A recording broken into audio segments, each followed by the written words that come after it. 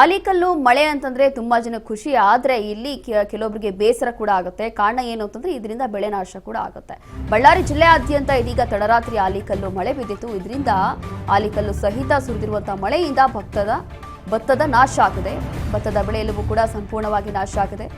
ಕುರುಕೋಡು ತಾಲೂಕಿನ ಬೆಲಗಲ್ಲು ದೇಶನೂರು 100 ಹೆಕ್ಟೇರ್ಗೂ ಅಧಿಕ ಭತ್ತದ ಬೆಳೆ ಇಲ್ಲಿ ನಾಶ ಆಗಿದೆ ಅಂತ ಗೊತ್ತಾಗ್ತಾ ಇದೆ. ಕಟಾವಿಗೆ ಬಂದಿದ್ದಂತಹ ಭತ್ತ ನಾಶ ಆಗೋಗಿದೆ.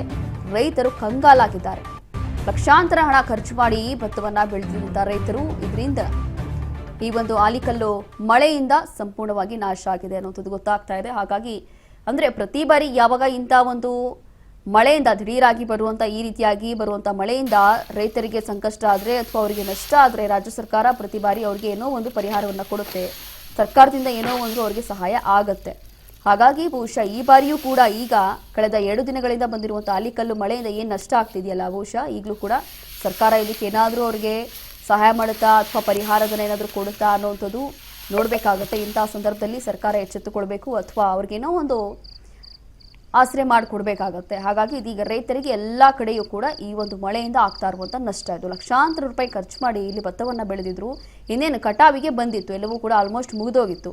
ಆದರೆ ಇಲ್ಲಿ ಒಂದೇ ದಿನದಲ್ಲಿ ಬಂದಿರುವಂಥ ಈ ಒಂದು ಮಳೆಯಿಂದ ಎಲ್ಲವೂ ಕೂಡ ನಷ್ಟ ಆಗಿದೆ.